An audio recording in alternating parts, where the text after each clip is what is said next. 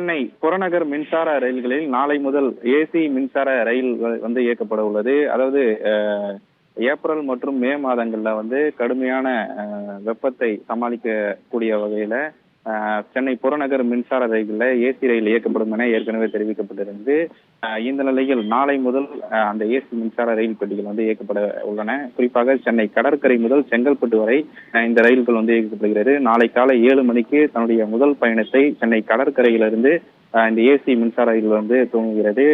இறுதியாக செங்கல்பட்டு வரை இந்த ஏசி மின்சார ரயில் வந்து இயக்கப்படுகிறது. அதாவது ஞாயிற்றுக்கிழமை இந்த ரயில் இயக்கப்படாது என அந்த தகவல்கள் வந்து வெளியாகி இருக்கின்றன. குறிப்பாக சென்னை கடற்கரையில் புறப்படும் ரயில் சென்னை கோட்டை, பூங்கா, எழும்பூர், மாம்பலம், கிண்டி, புனித தோமையார் மலை, திரிசூலம், தாம்பரம், பெருங்களத்தூர், கூடுவாஞ்சேரி, புத்தேரி, சிங்கப்பெருமாள் கோவில் மற்றும் பரனூர் ஆகிய ரயில் நிலையங்கள்ல வந்து நின்று அதனைத் தொடர்ந்து இறுதியாக செங்கல்பட்டு ரயில் நிலையத்தில் வந்து நிறுத்தப்படுகிறது. அடுத்த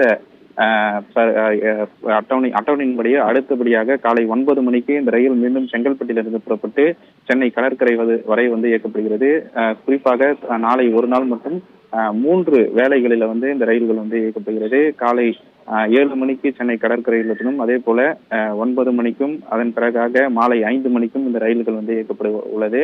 அதாவது திங்கள் முதல் சனிக்கிழமை வரை இந்த ரயில்கள் இயக்கப்படும் என ரயில்வே அதிகாரிகள் வந்து தெரிவித்திருக்கிறார்கள்.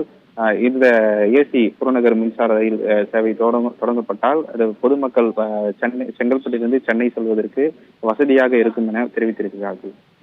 உங்கள் தந்தி ஒன் தொலைக்காட்சியில் அலாவுதீன் தினமும் இரவு 8 மணிக்கு காணத் தவறாதீர்கள்.